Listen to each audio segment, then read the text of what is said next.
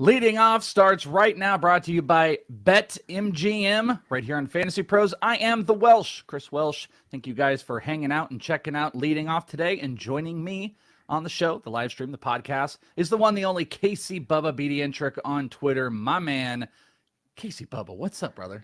Not much, my friend. Always a pleasure to sit down and chat with you, talking some baseball action. So looking forward to another fun one here. Top of the morning to you. Look at us. We're like the inverse shave. I had a beard, I use in quotes, and I'm all shaved down here, and Bubba shaved on the top. We would make one big what is the cleaning guy? What was the cleaning guy with Mr. Clean? White Mr. Clean, yeah, exactly. Yeah. We would be Mr. Clean if you put us both together. There are things to talk about. There's prospect stuff, there's call-ups, there's bets, and we're going to do it all here. But why not start a lead? What would a leading off in 2022 be if we didn't talk about Shohei Ohtani? We did talk about him yesterday, Bub. I don't know if you know this, but the huge change in the MVP awards have gone, at least on the odds side, and Ohtani is now like plus 450, but that's not necessarily the thing to talk about here. Though, whenever Ohtani does something, it's massively interesting. Actually, you know what? I didn't even think to do this, is to look up what the betting is, because yesterday it was like 650 for Judge and plus 450 for Ohtani. Well, Ohtani does a little business. He struck out 8 batters, getting up to 165, putting him in second place in Angels history for most strikeouts through 20 starts. Only Nolan Ryan had 211 strikeouts through 20 starts. That was in 1977, which is absurd. Yeah. And Bubba, I'm going to take a look. I don't know if you had looked to have it up here. I wanted to see if the odds moved at all on Otani from yesterday, and let's do it here. Player awards. And I'm gonna guess it's maybe not an ounce, not an ounce. Do you think Wow. it's done? Do you think it's done? Otani has been such a whirlwind for fantasy guys this year, even though the offense hasn't quite been what it was last year. Offense incredible, pitching I think has even been more stellar, but the odds are not moving whatsoever. Plus 450 for Otani MVP. I think the odds are outstanding. I've been saying it since day one. Everyone's been like, "Oh, Judge, Judge." I'm like, no, Tawny's the guy. Like, that's the one you want right there. So You still want it though?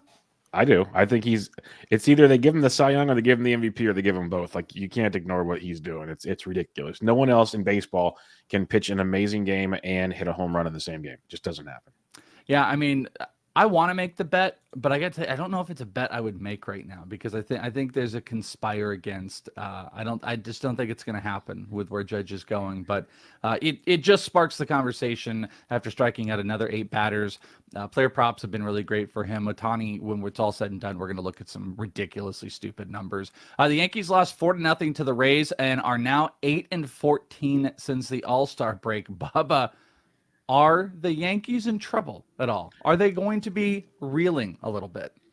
No, their offense is struggling. I love the idea that it's Joey Gallo's fault because he can't get on base anymore for the Yankees. But I think they'll be fine. The Clay Holmes He's thing is the gone biggest. too. Like they got worse when he was gone. That's What I'm saying. That's the joke That's you see amazing. everywhere. Yeah. Like, so I think they'll be fine. Get Chapman back in the ninth, give Holmes some breathers. That's what's cost him. Holmes has blown like 4 straight saves now or something like that. So that's a big difference maker. Yeah, and there's nothing really else to like pick apart from them. They dealt with their injuries. I think they've dealt with most of their guys. I could see the potential if they wanted to mess around with some stuff. If the streak gets ridiculous, Bizzo is talking about Aaron Hicks being atrocious. They do have a couple pieces in the minor leagues that maybe they could bring up. Oswalt Peraza is kind of they continuously bring up Estevan Florial, who's really shown that he's absolutely nothing. But they do got a guy or two that are floating out there. If Oswalt Peraza got picked up, it'd be really interesting if they wanted to have that little influx. But there's just not a lot of spots for him. They're going to keep going with LeMahieu and IKF. That's just what they do. Javier Baez yesterday hit one of the craziest and one of my favorite pitches of all time. I am a sucker. I become a completely stupid person. I smile with my teeth out like an idiot when I see, and it always came from my favorite player when I grew up, Vladimir Guerrero. When I see a guy hit an absolutely insane ball, when a guy shows no real plate presence, but then has the ability to barrel like Vlad would do, where you'd have a ball in the dirt and he would hit a home run off his shoe tops. Yesterday, a slider came in, it looked like a slider, bounced, hit off the ground, and Javier Baez, he essentially he golf teed it into center field, and it was an out. But Bubba, I was kind of thinking about this, like, is it still a fly out if the ball hit the ground and then he hit it? I don't know. There was a part of me that was thinking, like, shouldn't the trajectory of what the out was be changed if the ball hit the ground? Or I guess, is it still just a normal fly out? It didn't feel like a fly out to me. No, and I was literally sitting where I am right now, editing the Fantasy Pros article with the game on the background, and I just like, another pop up from Baez. He's just horrible right now. And then the announcers got into it, showed the replay, and my jaw just hit the floor. Like, oh my goodness, here we are again with Javi Baez. So I'd say full fly out because we're in the StatCast revolution, and the launch angle is way too high for a ground ball. So I'm going fly out, but I get your logic. Yeah, and I'm looking right here. I mean, it is that. I guess my point is like it didn't have a straight trajectory where it hit something. It hit something before the ball came in. So there's a part of me that was like, does this count? And it was Emmanuel Clase, by the way. Oh, yeah. And I think it's the designation. They are Pitching Ninja said that it was a slider, but that might be the designated cutter or something like that. But I wish I could share this on here. The setup and the overlays and stuff don't really allow me. I do this on streams, but I'm watching it. It is an incredible feat. Probably only something Javier Baez could do. 100%. Javier Baez could literally be like a modern day era Vladimir Guerrero if he had just even 70%, 60% of Vladimir Guerrero's talent. Unfortunately, Javier Baez is missing a couple of those key ingredients that make Vladimir Guerrero so great in what he is. Hey, your hometown, one of your hometown teams, I always forget if are you a Giant? You're a Giants fan or A's fan? Yes, diehard Giants fan. Giants fan. I grew up in the Bay Area, and my family was kind of split. They were mostly A's fans. I was the San Francisco fan, but that was for the 49ers, and I kind of grew up on the A's a little bit more than the Giants. But your crosstown rival, the A's, are calling up Shane Langoliers, one of their top prospects, catcher who has been phenomenal this year in the minors. He's had 19 homers, 5 stolen bases, a 283 batting average, a 366 OBP. He played in the Futures game, and if people don't remember, he won the Futures game MVP by crushing a homer. But maybe the most impressive piece was Corbin Carroll, number 1 prospect in baseball for the Diamondbacks, was on second, went to steal third, and Langoliers had a wrist flick, throw him out at third. It was actually one of the most impressive throwouts I've seen this entire season. Shane Langoliers, I think, is a dude, especially if they're it's a type of guy that can immediately throw him into like a middle-ish of the lineup for the A's because the A's are so bad. This is a guy I would be going to look and pick up, and I believe the news came down less than a half an hour ago that he's getting the call up. So what do you think about Shane Langoliers? It's very enticing. I did see that note earlier when they put Ramon Laureano on the IL, which, of course, if you're in weekly leagues, that's always the great Tuesday drop. But I did see the Langoliers thing, and I'm curious, as a guy that, he's a catcher, is he coming in the DH? Because Sean Murphy, hasn't been great, hasn't been horrible. Like, where does Langoliers fit in to get regular playing time? Because I do agree the bat's very enticing for the stretch run, but where does he fit in? Yeah, so I'm a couple pieces torn here. I'm torn that, like we talked about with another prospect we're going to talk about here in a minute, could this be a short stint? You talk about Langoliers, when Langoliers comes back, he could jump up. This could only be a couple of weeks. They could then send him to the AFL if they want, and he could have full time next year. Again, this is that whole manipulation process. Can he work himself in the rest of the year? I don't know. I mean, maybe if the team really wants to put him behind the plate, I think he would DH a decent amount. I think this is going to be a great source of homers. But this is a great question. Riley asks, been holding Francisco Alvarez in a keeper league. It's a keeper league. Keeper league you hold. I didn't see the keeper league part. I think redraft is an interesting question. If you have the ability to hold some prospects in redraft, who would you rather have? Shane Langoliers up now, or the potential of Alvarez getting a run maybe in a couple weeks? I mean, I do think the Mets are going to bring him up. They've talked about it. I think they're manipulating this. This is a prime example of a guy that he's in the top 100 of most of the lists. He breaks camp next year. Golden, they get extra picks, cheers all around. But Alvarez or Langoliers rest of year is kind of interesting. And I think I would still hold Alvarez, as weird as that sounds, because I think he could be coming up any day. And I would rather him than Langoliers, but I would try. And I think a lot of the prospects have shown us, like, make room to just at least try to pick them up, but the RBI opportunities are going to be kind of few and far between. But what do you think, Alvarez or Shea Langoliers rest of season? For rest of season, I'd say Shea Langoliers, but like you said, if you're going keeper league for the long term, Alvarez seems like the guy. He could be the future, like just absolute beast. Not saying Langoliers can't, but Alvarez looks very, very special for the Mets. Yeah, so rest of the year, though, I go Langoliers. He's got the chance right now. You got to take that and run with it. And this is big power. But it's going to be a catcher DH situation. And also, I would just point out, I cannot think of his name without thinking of the Langoliers. If everyone remembers the book, but also they did a mid 90s, I think it was on like ABC. It was like a 3-part series. If people don't remember, it was like these people stuck in this time portal into an airport, and no one's alive in the airport. But then they hear outside there's these things called the Langoliers, and it's one of the worst animations you've ever seen on anything ever. Like, at the time, I was like, ooh, this is scary, blah, blah, blah. But then you go back and look at it, because I try to rewatch it, because for some reason, it's one of those things that's stuck in my head. It's rough to watch. But I always think about the Langoliers and Shane Langolier.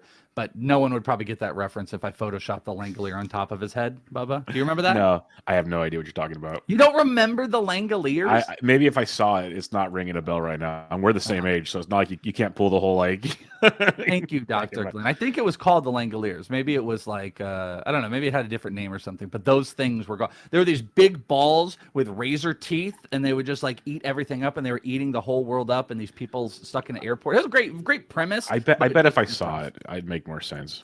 Yeah. Oh, Dr. Glenn. It had the guy who played the Blue Power Ranger in it. That rings a bell. Yeah, that helped everything. That got us. A couple injury notes. Eddie Rosario was moved from Monday's game against the Mets with left hamstring tightness. I believe he hit a homer too. David Fletcher was diagnosed with a left foot contusion. So, it was funny. Yeah, it was a Stephen King thing. Yeah, it was called The Langoliers. Thank you. Stephen King, in the long line of like really bad movie or show makes of Stephen King stuff. But yeah, it was like a 3-part series, and look at this. Everybody's with me. Everybody, you gotta go do some homework. Okay, well now I know what I'm doing this afternoon. Gotcha. I mean, it's not gonna replay well. I promise you that. It's not going to do super great, but it's interesting. These people are just in this. Well, I'm sure not reading the book, so we're watching the cartoon. No. Maybe the audio book. I'm not reading it. That's Bogman's thing. Bogman always tells me, he's like, I just read this book. I'm like, oh, did you read a book with your headphones and without your eyes and words? And he's like, well, it's still reading. I'm like, all right. Yeah, and so never mind. I'm not going to go any farther. Yeah. All right. So I want to talk about this. Bubba and I were talking about this off air, and I was almost looking for players to go, who would you rather on this? But there's really not. I don't really know what the great play is. Maybe Javier Baez, and maybe that's the one we were talking about before. We talked about this last week, and I think it was on the Wonky Wednesday show where Vaughn Grisham came up, and they kind of poo-pooed it a little bit to be like, hey, listen, this could be short-lived. But what did we say on the show? We said, regardless, go pick him up. Do it. Get him. Find a way. It would take a lot for him to be able to stick around. And he's doing a lot of that right now. In 6 games, Vaughn Grisham has played so far this year. He's got a .429 batting average. This is the crazy part. 4 of 6 games, he already has multi-hit games in them. He's got 2 homers, a stolen base. He didn't strike out in his last 2, where he struck out in the first 4 straight. He's only had 1 game without a hit, but check this out. Every game he's played, he scored a run. Vaughn Grisham has been more than we could have thought of. And I think it's at the point where he has done enough, just like Michael Harris, where I think it's going to press them a little bit when Orlando Arcia comes back. Maybe the worst case is it's going to be, or the best case is it's going to be those 2 platooning. The worst case is, regardless of what he does, he gets sent down, which we talked about. So, Bubba, I present to you the idea. Vaughn Grisham has been phenomenal. 4 of 6 multi-hit games, couple homers, looks the part of everything that could stick around. A, do you think he sticks? And B, rest of the season, Javi Baez or Vaughn Grisham? I'm going to go with Vaughn Grisham on this one. I'll take the ceiling with Vaughn Grisham. I think he sticks if he produces like this. It's pretty simple. They can't afford to go away from him. I invested heavily in Fab this last weekend in Vaughn Grisham wherever I could, because I believe in the talent. He's better than Orlando Arcia. And if he's hitting the way he's hitting, you can platoon Ozuna and someone else and fill in a spot for Grisham somewhere. Like, there's a way to get him on the field. So I think the Braves, they're still fighting 4.5 back in the East. They want to get there, and he's a big piece to it. He's 2 homers and 1 steal in his first 6 games, walking 12.5% of the time, which is great for a young ball player making his MLB debut. We saw the power and speed in the minors. I think Grisham is phenomenal, and I'm buying in. It could blow up in our face. They could literally say, sorry, kid, it's been great. I just don't feel they would have called him up for a 2-week deal. I feel like they called him up, and if he can flourish like Harris, he's staying. It feels very much like Harris to me. Like, I think it would be pretty hard-lived for them to be like, well, Orlando Arcia is back, so now we have to send him down. Like, nah, it's kind of crazy. But again, we don't know the extent of these teams wanting to manipulate a lot of this stuff. Though here's the problem with theirs. Vaughn Grisham wasn't like a firm top 100. So if they wanted to play that game, they could play it next year, and he will be. He'll be very firm, and they would be able to get a pick if they break camp. They're a dangerous team. I mean, think of Michael Harris. Someone, who was it? Bizarriza. Harris could have had J-Rod numbers if he played as many games. It's possible. I mean, the walk numbers are still a little bit of a concern for Harris, but I'm all in. But it's not fair that this team of Grisham and Albies and Acuna and Austin Riley and Olsen, they're all locked up for a long time. Like, this team's gonna have an offensive juggernaut, and they can spend all their money on pitching, and they still have Max Fried and Kyle Wright, and they're loaded. And Dansby. I mean, forget about Dansby. I mean, Dansby has just had I love Dansby. Phenomenal year. So I wish I could have thought of more. I was going to present like a Grisham versus CJ Abrams, because Abrams maybe has a possibility to play longer into the year, but it's just not close. I mean, I like Abrams. He came back up. He's up right now, but he went 0 for 4. It's just not close with Grisham. I got one for you. I just thought of it. And it looks like he might have consistent playing time, but it's been a little weird the last couple of days. But Nick Gordon versus Grisham. Ooh, I still have to go the upside, but that's a really good one because Nick Gordon has been sneaky solid. His power and speed, like you go to like his barrel rates and stuff. When he plays, he's playing, and it's impressive. It's a tough thing. It's like you've got this guy that's playing at this completely elite level, but it's only been for a week. It's like, how hard do you want to go on this? Like, luckily you're not.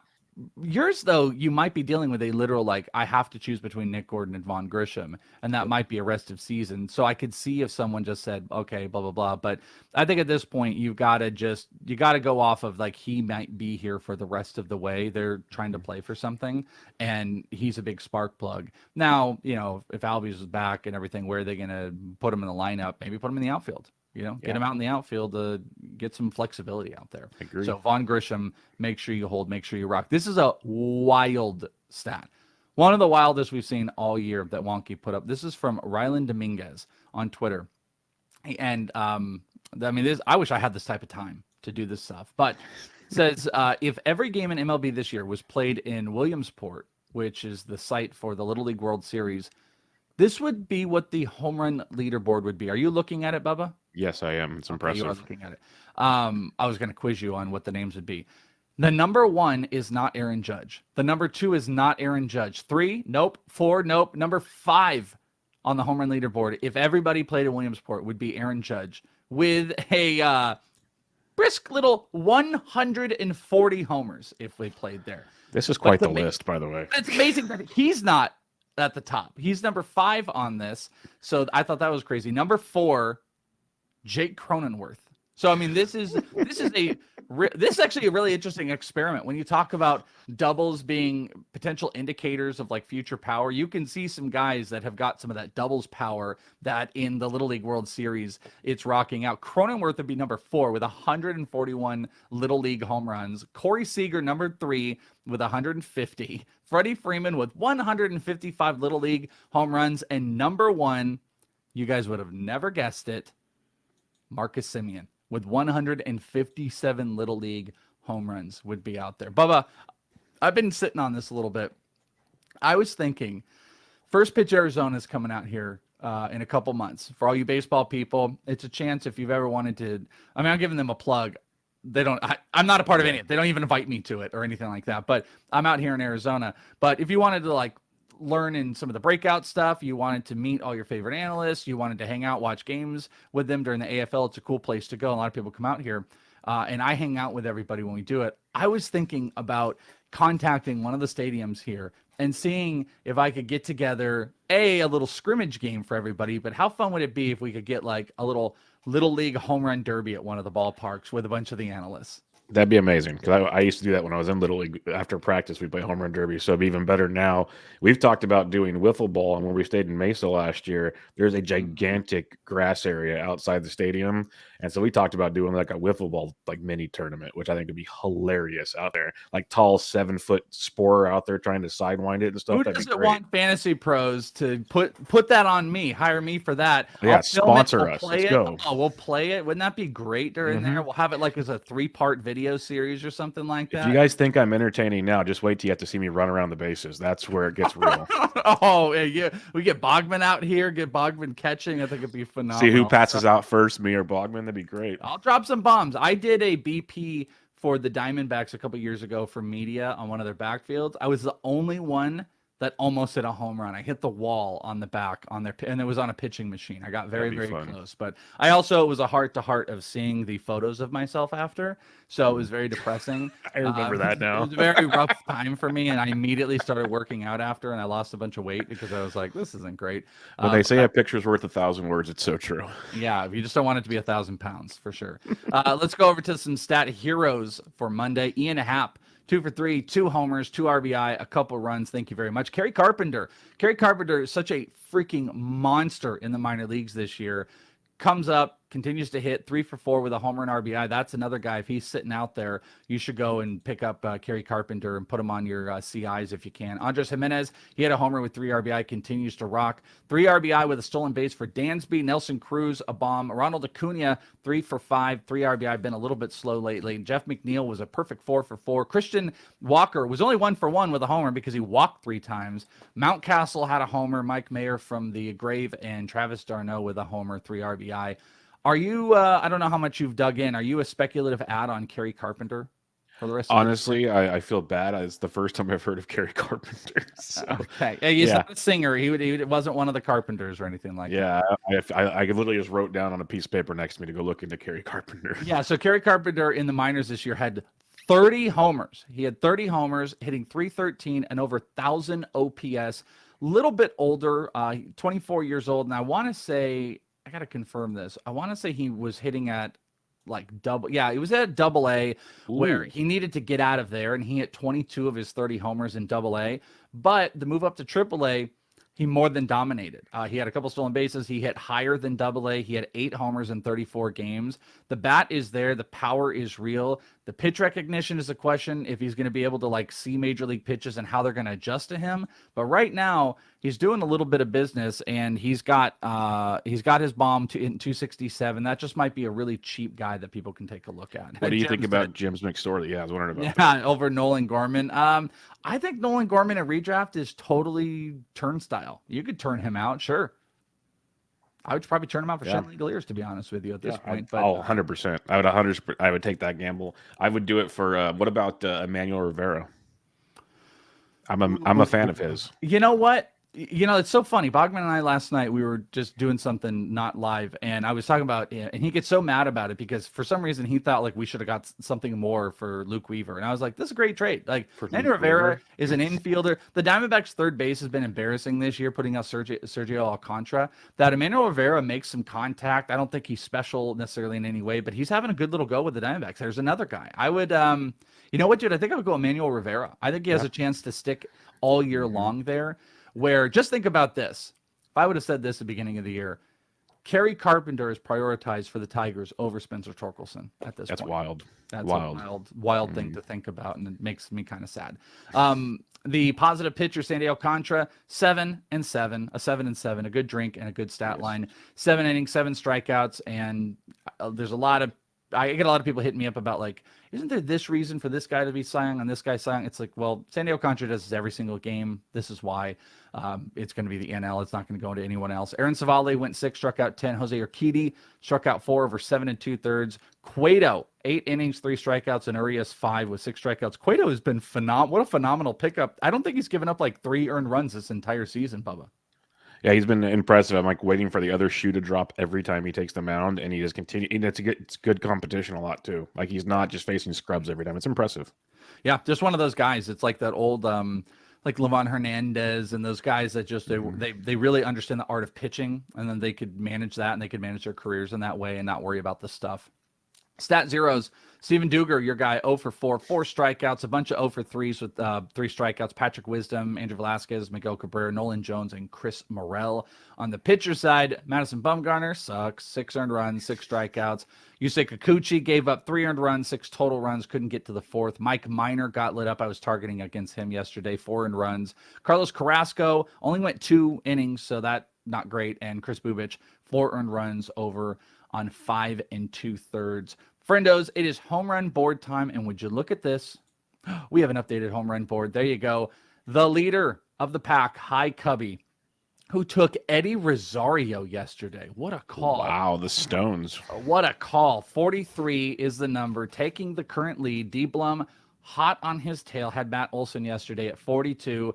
We got some 40s. Mike Mayer is on the list. Go Cards, Terry, and as you can see the rest, this is what your top 10 looks like on the home run contest with roughly 6 weeks to go. So make sure you keep an eye on that, get your home run calls, and get rocking. And I would have to have an amazing run to even get on that board. It'd be nice to get on it like just by the end of the year. I guess that's my goal. Friends, it is time for some prop bets, and it is brought to you by our friends over at BetMGM. Use the promo code leading off. You see it right below me, right down there. Boop, boop, boop. $1,000 risk-free first bet when you use that promo code. Use the app, go online. You can check out props. You can do straight lines. You can do really an incredible amount of stuff, but you can get $1,000 risk-free bet, which you can't beat that. Use that promo code sport leading off promo code BetMGM. I've got 4 props for you. Same shtick as we do. I've got the number 1 total base, the number 1 strikeout, and then I've got the number 1 plus money total base and the number 1 plus money strikeout. And Bubba, I'm going to get your favorite one here in a second. So your number 1 total base play of the day is Shohei Ohtani. You only need 1 total base versus Seattle. It's Robbie Ray, but it's juiced at 160. So that's your number 1 total base. Your number 1, and that is over on BetMGM. Your plus money total base is Luis Arraez versus Kansas City. 1.5, it's plus 105. So it's just about even money. That's on DraftKings for the total bases. On the strikeouts, you've got Alek Manoah as your number 1 strikeout prop of the day. You only need 5 against Baltimore, but it's minus 170. So if you love those, maybe you could parlay Ohtani and Manoah together and get plus 200 odds. And your number 1 plus money strikeout prop is Verlander against the White Sox and Dylan Cease. It is 6.5, and you're getting plus 110. So, Bubba, Verlander strikeouts, Manoah and Ohtani are juiced. Arraez and Verlander are not. What's your favorite prop of this group? Out of that group, I'm going Verlander. He's going 6+ innings pretty much every time out, getting you 6+ Ks almost every time out. White Sox are scuffling. It's going to be a great duel between him and Cease. Like, give me Verlander and the plus money. Yeah, I like that one too. When I saw that, I was like, "Oh, I can get 7 on that." I actually really like the Arraez one too. I would throw out just that's the dude at the top of the lineup. I'm going into that one. Yeah, exactly. Great. I mean, those two are like built for each other. Over on the DFS side, the DraftKings stuff wasn't really out. On FanDuel, I picked out some pitchers. You could tell me, Bubba, what you dig. Jose Quintana, probably my favorite of the day to put together, 8-4, super cheap. Kyle Gibson at 8-5, Justin Steele 9-7, and Alek Manoah at 10-6. There's a lot of good matchups in there. Obviously, Verlander and Cease are up against each other. Stack-wise on the implied run totals, Philly, Toronto, and St. Louis were all over 5 if you're checking out implied run total. So I really like the Jose Quintana one, even though he's dirt cheap. What do you think about any of the starters or any of the stacks? I like Quintana and Justin Steele for great value. As you mentioned, I like them both. I think Cortez can be sneaky versus Tampa Bay, striking out nearly 30% of the time versus lefties over the last month. And Robbie Ray as well can be another one you can sneak in there. Stack-wise, though, I agree with the stacks you mentioned. The one I'll throw out there, and it'll be kind of a lead into our next topic here. The Chicago Cubs get to face Patrick Corbin. So enjoy yourselves, folks. Have a drink on me. You know what? That's actually funny. I'm glad you said that because I cheated a little bit. I did not give you guys the number 1 plus money strikeout prop because it was Patrick Corbin. And I said, absolutely not. I'm like, I'm not putting it. Was one above. Who did I give you? I gave Verlander. It was right above Verlander based on the projections. And hell no, am I coming on here and saying, hey, let's bet Patrick Corbin. I don't care what the projections say. Never betting on him there. So I did move it to Justin Verlander. And to your point, moving over to the home run call of the day, Cubs are popular. Wonky went Cubs with Franmil Reyes. I looked at it. I love targeting against Patrick Corbin. It's totally the play. But, Bubba, I don't know. You tell me. Where are you going? Well, Wonky, you're a very smart person. So I wanted to go with Franmil Reyes as well. He looks like he's got a new shot of life. Maybe he's got a shot. I don't know. Talk to Tatis, figure it out. But he's played great since coming over to the Cubs. I like what we're seeing there. I think he takes Corbin deep. Corbin's been a disaster. And you said Franmil? Was that it? Franmil. Yeah, the Franmil is going deep. So you and Wonky got Franmil. Me and Mayer are going over into that Philly game. He's got Derek Hall. This really feels like with both of their picks, this feels like this is the Wonky Wednesday. Like you get extra points if no one else calls it. That's a good one. I'm going with Schwartz. I thought about going in other directions, but I'm going to go with Schwartz, top of the lineup. Let's get a couple bombs. And we are Philly and Cubs centric on this. And Dr. Glenn, thank you. You're giving me my line here. Now, I agree with you. I kind of forgot at the top. I did maybe give up an earned run in the beginning when I couldn't remember Mr. Clean. I think this is one of the cleanest games I've had on leading off in the last couple weeks, maybe since I've took over for Joe. I feel like I went at least 7 2/3. So, but if Dr. Glenn is scoring it, you can score it. And you're saying I went 6 with 1 earned run. I think I kind of went 7. I did give up an earned run by not having it. Bubba, this is we score my hosting now when I don't fumble it. I think I got lit up yesterday at the end. So I think it was a very close game. I think it was a real Cueto outing. Okay, maybe I didn't have big strikeouts, but I went like 7 low earned runs. I think this was a solid performance there. Bubba, what do you got going on in your world right now? The usual stuff, an article at Fantasy Pros each week. Got some other written content you can check out on Twitter at BDintric. And then Bench with Bubba coming at you twice a week, Tuesdays and Thursdays. And MLB DFS Quick Hit. So fun all over the board, but I'll be back here on Thursday to do this again. Who do you got on Bench on Bubba coming up? Aren't you and Bloomfield doing one of the... We do one on Thursday night. We're going to recap where we're in a group of 15 dum-dums that are drafting a 2023 draft. We're doing the first 7 rounds, and then we're going to pick it up in November to get an idea of where everyone's mind's at. Like, I can't wait. Does Tatis go in the top 105? We'll see. Oh, baby, I love that stuff. I like this. Dr. Glenn, thank you. You know what? I'm anointing Dr. Glenn. You are officially going to be the stat caller for my performance. You're on the books, Doc. The Langoliers reference was a big inning, maybe not quite immaculate. I really, really appreciate that. That was 3 strikeouts on 12 pitches inning. Thank you, guys. I love that. Dr. Glenn, you are officially anointed. You make my performance calls at the end. We'll see what my stat line looks like. We need to also track them, too. We need to see maybe how I do over a 30-game season. How do I stack up against the pitchers on my performance? Coming up here in a little bit, if you guys care, I know it's another thing. Bogman and I are going to be playing the brand new Madden 2023 on our Twitch. And twitch.tv/inthisleague. We're going to go for 2 hours. We played last night, and I want to tell you, it's going to be a disaster. I almost threw my controller through through my window, and I'm going to be so mad. And it's going to be, you're going to see anger like you've never seen it before. And the only plus is Bogman paid for the game because I had a screw up thing. Otherwise, I would be calling the Better Business Bureau. I was so mad, but we'll be doing that twitch.tv/inthisleague.